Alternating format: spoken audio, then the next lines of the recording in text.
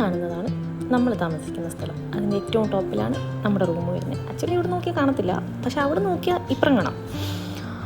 അങ്ങനെ ഇന്നും ഞണ്ടിനെ പിടിക്കാം എന്ന പേരും പറഞ്ഞ് ഏട്ടനെയും കൂട്ടി പുറത്തേക്ക് ചാടി. ഇതിപ്പോൾ സമയം കാണുമ്പോൾ നിങ്ങൾ വിചാരിക്കും രാവിലെ ഒരു 7 മണി 8 മണി ഒക്കെയാണെന്ന്. പക്ഷേ അല്ല, ഇത് 4:30 ഗൈസ്.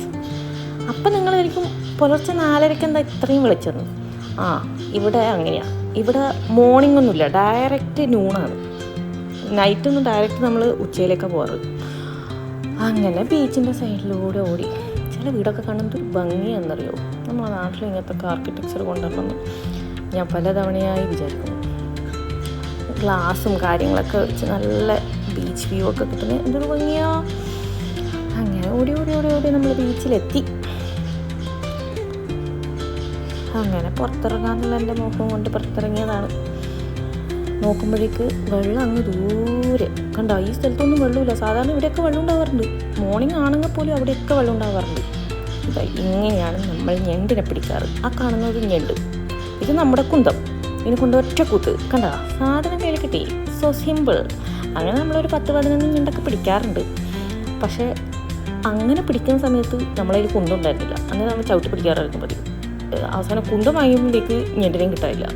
അങ്ങനെ ഇന്നാകെ കിട്ടിയത് 4 ഞണ്ടാണ്.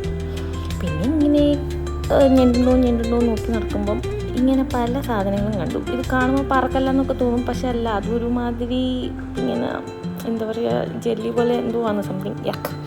പിന്നെ ഇത് കാണുമ്പോൾ എനിക്ക് ചെതൽപ്പുറ്റ ഓർമ്മ വന്നത്. പക്ഷെ അത് ചെതൽപ്പുറ്റല്ല, അതും കടലിലെ എന്തോ ഒരു ജീവിയാണ്.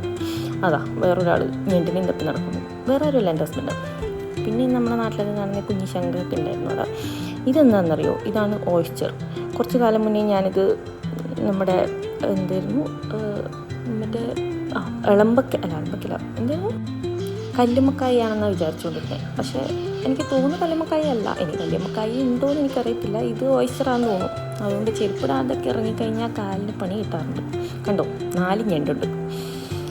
ഇത് നമ്മുടെ സ്വന്തം മസ്ത 6. അങ്ങനെ തിരിച്ചു പോക്കായി. വെയിൽ പിന്നെ പണ്ടേ നമുക്ക് അലർജിയാണെന്നൊക്കെ പറയും. അതുകൊണ്ട് 5 മണിയാകുമ്പോഴേക്ക് നമ്മൾ തിരിച്ച് റൂമിലെത്തി. വീണ്ടും വന്ന വഴി അതാ തിരിച്ചു പോകും. പ്രത്യേകിച്ചൊന്നും കാണാനൊന്നുമില്ല.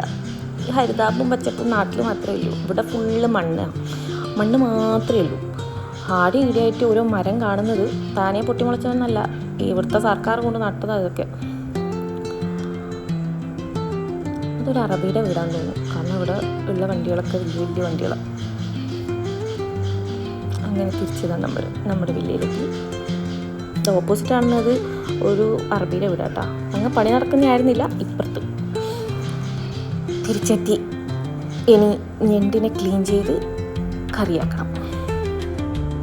ഫ്രഷായി പിടിച്ചുകൊണ്ടാണെന്ന് തോന്നുന്നു.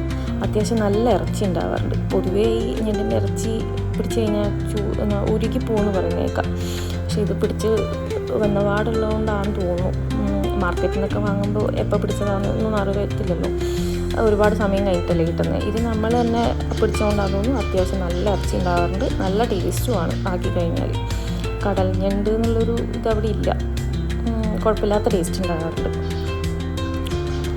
ഇനി ഇതാക്കിയിട്ട് വേണം കിടന്നുറങ്ങാൻ.